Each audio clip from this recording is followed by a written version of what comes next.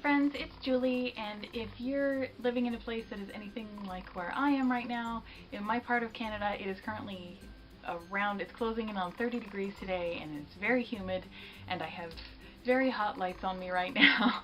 So if you have rosacea or sensitive skin, then you know that that kind of weather is a horrible combination, and it can make you flare up, it can make you pink, it can make you blush easily, it can give you pimples, and it can just be very, very uncomfortable. So I thought I would just do a teensy little video on the things that I've been doing lately to try to stay cool, even though it's completely hot out.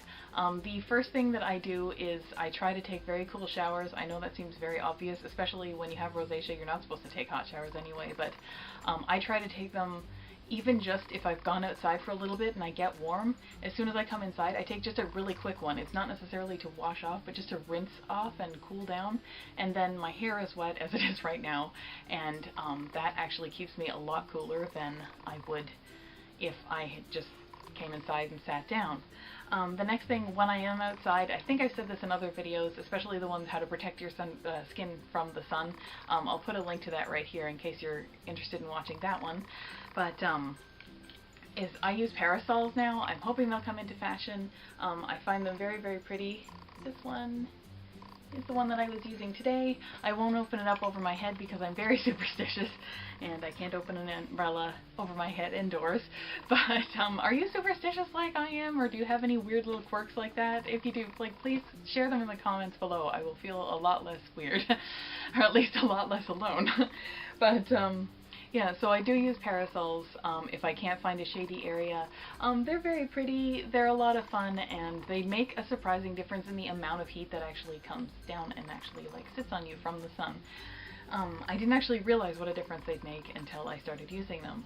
Also, pay attention to the fabrics in your clothing. If you have rosacea or sensitive skin, you probably already are doing that because you don't want something that's going to cause a rash or that's going to cause irritation. But try to pay attention. Look for things that breathe. A lot of my workout clothes have venting. It looks almost like mesh, but it's not. It's got kind of teeny holes in it, like in panels down the back or across the shoulder blades. That makes a huge difference. I absolutely love that. Look for that kind of thing. Look for fabric that breathes, that's moisture wicking, that kind of thing. And look for something that's nice and light and flowy. So if you have a dress or just a big billowy shirt, make sure that it's nice, something that'll be nice and breezy, and not something that clings to you and that has a lot of things like spandex and things like that in them that are just basically holding the sweat in against you. People always say try and wear light colors. I don't know if that's true or not, so I'll pass that on to you. Like wear nice light colors if you want to stay cooler. But I have a lot of dark colored clothing, and it doesn't make a difference to me that I can tell other than the color black. But I have some dark purples, and I find it just as comfortable as my light green shirts. So I don't know, maybe that depends on the person, or maybe I just don't pay close attention. Stay super duper hydrated. Basically drink water all the live long day. Drink water even if you have a different beverage. So if you have a glass of freshly squeezed orange juice sitting next to you, also have a glass of water. That'll make a huge difference.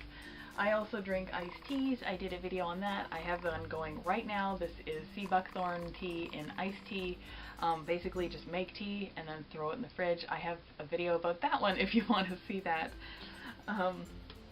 And that would be the instructions on how I actually make that tea and green tea, because I think those are fabulous, but they're too hot. They're too horrible in the summer to drink hot.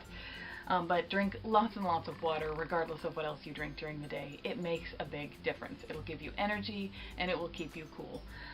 Also something that I do, I don't know if everybody would be comfortable with this, but I personally find it makes all the difference in the world. Some people think that putting something cold, like an ice pack, against their face if they're having a rosacea flare-up, or if their rosacea is just hot at the time because of the heat outside, is a good idea. I react also to extreme cold, so putting cold directly on the rosacea part of my face actually makes it worse. So what I do is I have these, they're called boo-boo packs. You could get any ice pack really. I just happened to get the Hello Kitty ones because they were at the dollar store.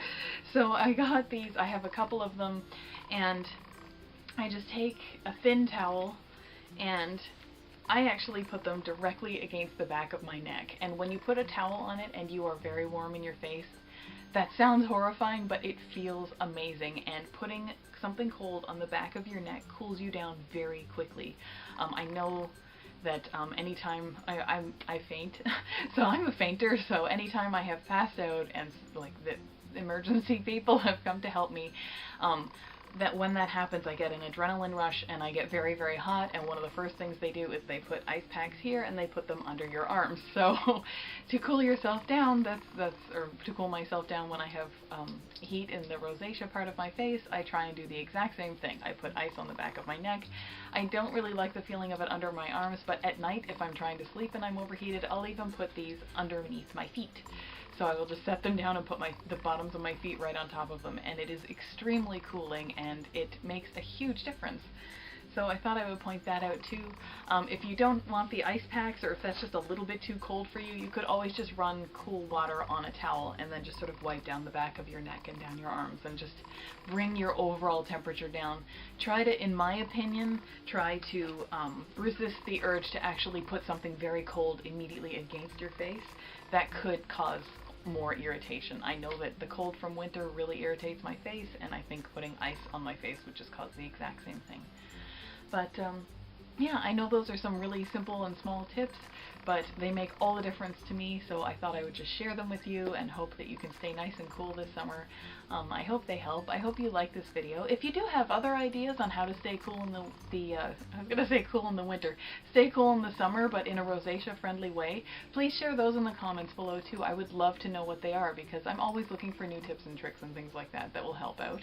And, you know, it'll share it with other people too. So I do hope you like this video. If you did, please give it a thumbs up, and if you want to see more videos like this and product reviews and other ideas that I've had about rosacea and sensitive skin, please subscribe to this channel, because I make new videos every Sunday and Thursday. And I guess I'll see you next time.